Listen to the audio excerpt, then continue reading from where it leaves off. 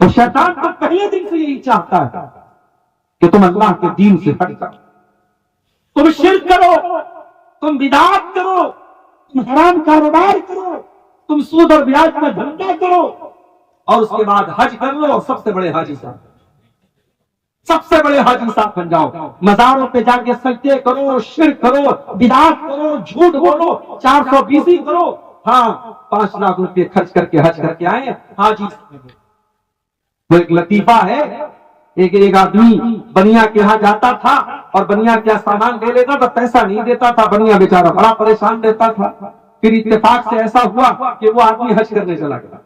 بنیے کو کسی نے بتایا کہ جب آدمی حج کر کے آتا ہے تو سدھر جاتا ہے اور اپنے غلط کاموں سے توبہ کر لیتا ہے۔ بنیا بیچارہ دل میں امید باندھ کے بیٹھا، چلو اب وہ حج کر کے آئے گا، میرا پیسہ ملے گا مجھے۔ حج کر کے آئے حاجی صاحب، 2 دن کے بعد بنیا کی دکان پہ آئے، بنیا بہت خوش ہوا کہ آج لگ رہا ہے میرا پرانا بقایا مجھے ملے گا۔ حاجی صاحب نے کہا نکال اپنا رجسٹر، کہاں لکھا ہے تجھے میرا نام؟ بنیا نے فوراً کاپی نکالا کہ دیکھیے صاحب یہ آپ کا نام ہے، آپ کا نام عبداللہ ہے اور یہ نیچے آپ کے اتنا بقایا ہے، سب لکھا ہوا۔ کہا کم بخت، میرا نام صرف تم نے عبداللہ لکھا ہے، حاجی عبداللہ لکھو، میرے نام کے ساتھ حاجی لکھو، میں حج کر کے آیا۔ حاجی لکھوا کے رجسٹر بند کروا دیا۔ یہ آج کے حاجیوں کا حال ہے، یہ ہے ہماری نقلی دینداری۔ قرآن کہہ رہا ہے نقلی دیندار نہ بنو، ادخلوا فی السلم کافہ، اسلام میں تم پورے کے پورے داخل ہو جاؤ، ولا تتبعوا خطوات الشیطان، اور شیطان کے تم نقش قدم پہ نہ چلو، انہ لکم عدو مبین، شیطان تمہارا کھلا ہوا دشمن ہے۔ اور دوسری سورت جو میں نے پڑھی تھی وہ قرآن کے 30ویں پارے کی سورت تھی، جو ہم میں سے اکثر لوگوں کو یاد بھی ہوگی، ہم لوگ نماز میں پڑھتے بھی ہیں، سورہ ماعون۔ کیا فرمایا اللہ نے؟ ارائیت الذی یکذب بالدین فذلک الذی یدعو الیتیم ولا یحض علی طعام المسکین۔ اے نبی، کیا آپ نے اس انسان کو نہیں دیکھا جو دین کا دعویٰ تو کرتا ہے، جو یہ کہتا ہے کہ میں مسلمان ہوں، میں مومن ہوں، میں حاجی ہوں، میں نمازی ہوں؟ ارأیت الذی یکذب بالدین، اے نبی کیا آپ نے اس انسان کو نہیں دیکھا جو دین کا دعویٰ کرتا ہے مگر دین کو جھٹلاتا ہے؟ وہ زبان سے تو اپنے اسلام کا دعویٰ کرتا ہے، وہ زبان سے تو کہتا ہے کہ میں دیندار ہوں، لیکن حقیقت میں وہ نقلی دیندار ہے۔ اور اس کی دلیل کیا ہے؟ فرمایا فذلک الذی یدعو الیتیم، وہ یتیم کو دھکے دیتا ہے، وہ یتیم کو دباتا ہے، وہ اناتھ بچے کا حق مارتا ہے۔ میرے پیارے ساتھیوں، جو بچہ اناتھ ہو جائے، اناتھ کس کو بولتے ہیں؟ یتیم کس کو بولتے ہیں؟ جس کے باپ کا انتقال ہو جائے۔ ہاں، اے وہ لوگوں جن کے باپ زندہ ہیں، شاید تمہیں یتیم کا مطلب سمجھ میں نہ آئے، شاید تمہیں باپ کی اہمیت سمجھ میں نہ آئے۔ جس دن باپ کا انتقال ہو جائے گا، جس دن باپ نام کی یہ بیمار گر جائے گی، اس دن تمہیں معلوم ہوگا کہ بہت ساری ٹینشن تھی، بہت ساری پرابلم تھی جو تمہارا باپ اپنے دماغ پہ لے کے چلا کرتا تھا، بہت مسئلے تھے جس کی بھنک بھی تمہارے باپ کو لگنے نہ دی تھی۔ فرمایا فذلک الذی یدعو الیتیم، یہ یتیم کو دھکے دیا کرتا تھا۔ جو یتیم بچہ ہوتا ہے، اچھا ایک بات اور سمجھ لو، شریعت میں یتیم کس کو کہتے ہیں؟ جو بچہ نابالغ ہے اور اس کے باپ کا انتقال ہو جائے وہ یتیم ہے۔ اگر انسان بالغ ہو جائے، لڑکا یا لڑکی بالغ ہو جائے اور اس کے بالغ ہونے کے بعد باپ تو شریعت میں اس کو یتیم نہیں کہتے، لیکن ہاں یتیم تو وہ بھی اپنے آپ کو محسوس کرتا ہے۔ 60 سال کا بھی کوئی ہو جائے اور 80 سال کا اس کا باپ دنیا سے چلا جائے تو وہ بھی محسوس کرتا ہے کہ ہاں میں یتیم ہو گیا ہوں۔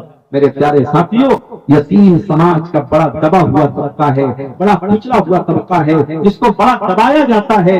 یتیم بچے کو کوئی بھی تھپڑ مار کے چلا جاتا ہے، اور یتیم کا درد یتیم سے بڑھ کے کون سمجھ سکتا ہے؟ یتیم کا درد یتیم سے بڑھ کے کون سمجھ سکتا ہے؟ اسی لیے دنیا کے تمام یتیموں کا درد سمجھنے والا اگر کوئی انسان گزرا ہے تو وہ ہستی ہے جناب محمد رسول اللہ صلی اللہ علیہ وسلم کی۔ آپ پیدا ہوئے تو یتیم تھے، آپ باپ کو نہیں پایا، دنیا میں آپ کی ولادت ہوئی تو ماں کے بعد جس ہستی نے سب سے پہلے گود میں لیا تھا وہ دادا تھے۔ معلوم ہوا جب آپ نے ہوش سنبھالا تو پتا چلا کہ میرے ابا کا انتقال تو دنیا میں میرے آنے کے پہلے ہو چکا تھا۔ میرے نبی تو یتیم پیدا ہوئے تھے اور 6 سال کی آپ کی عمر تھی، 6 سال میں آپ نے اپنی ماں کو کھو دیا تھا، ماں کا بھی انتقال ہو گیا۔ اللہ کے نبی درد یتیم نہ باپ کا سایہ پایا نہ ماں کی ممتا پائی، لیکن آپ کا دل مچلتا رہتا تھا اپنے ماں باپ کی خدمت کرنے کے لیے۔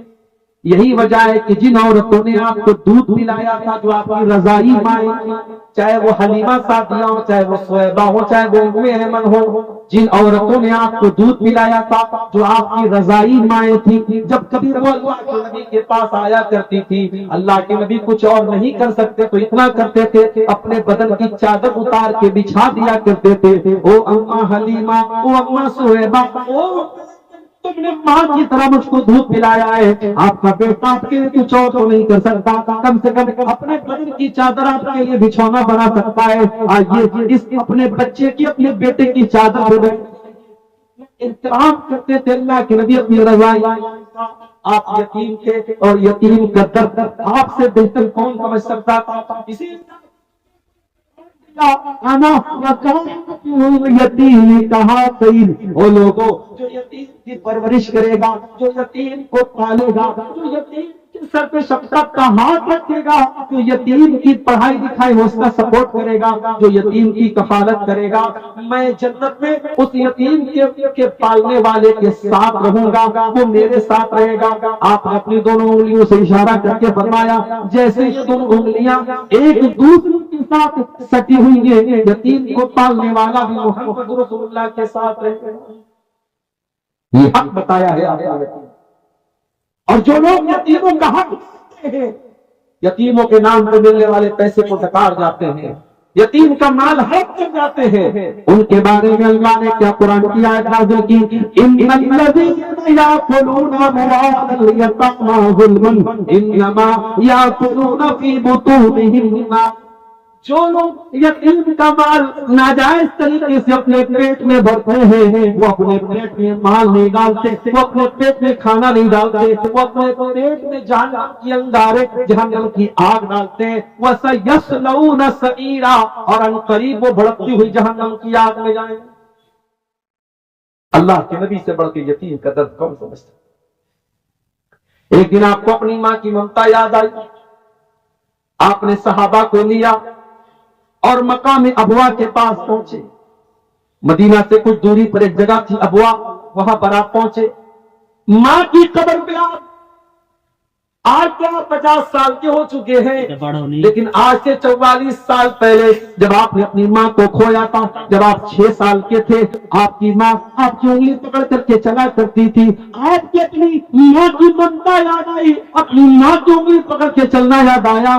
آپ ماں کی قبر پہ جا کے زاروں پکار رونے لگے، آپ کی آنکھوں سے آنسو بہنے لگے، آپ اپنی ماں کی ممتا کو یاد کر کے رونے لگے، اور آپ کو دیکھ کر کے صحابہ کرام کی آنکھوں سے بھی آنسو بہنے لگے، صحابہ کرام بھی رونے لگے۔ آپ نے فرمایا وہ لوگوں جانتے ہو میں کیوں رو رہا ہوں، میری آنکھوں سے آنسو کیوں بہ رہے ہیں، میں بہت مجبور اپنے آپ کو محسوس کر رہا ہوں۔ او لوگوں استاذنت ربی ان استغفر لأمی ولم یوزن لی، میں نے اللہ سے اجازت مانگی تھی، اللہ ماں کی مغفرت کی دعا کرنا چاہتا ہوں، اللہ نے مجھ کو اجازت نہیں دی۔